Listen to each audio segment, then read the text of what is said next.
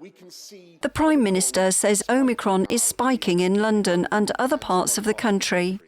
Here in the capital, it probably represents about 40% of the cases. By tomorrow, it'll be the majority of the cases, and it's increasing the whole time.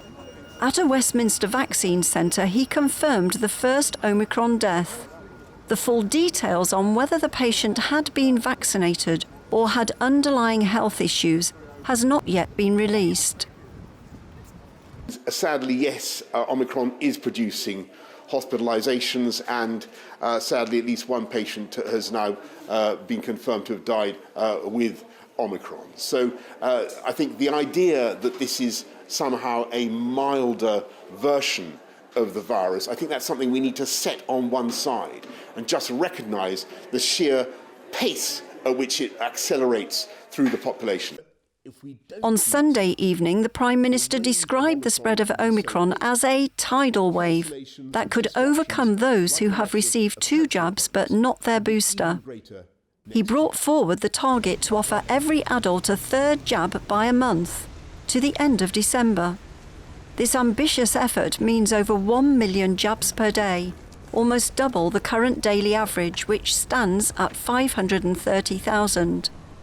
The government plans to deploy military planning units to help achieve this goal, as well as postpone other medical procedures to free up NHS workers and train more volunteers. The Health Secretary reflected Monday morning on the size of the task ahead.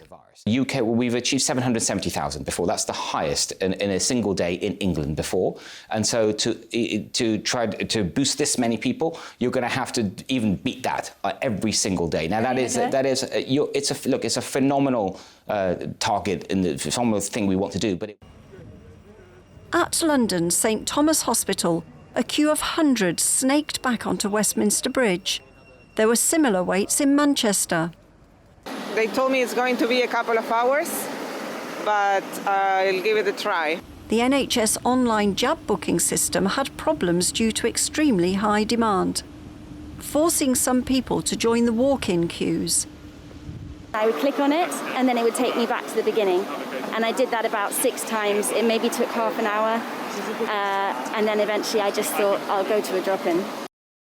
Pharmacies offering vaccinations by appointment also experienced long queues due to large numbers turning up for walk-ins.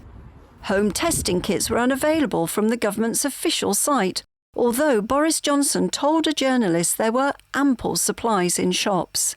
Despite the booster queues, opinions in the capital remained mixed on how worrying the new variant is. I think you'd be silly not to be worried by it. Yeah. No, not worried about it at all, really. Not really worried about COVID, to be honest. I've had both my jabs and a booster, so I'm a little bit worried, but not too bad.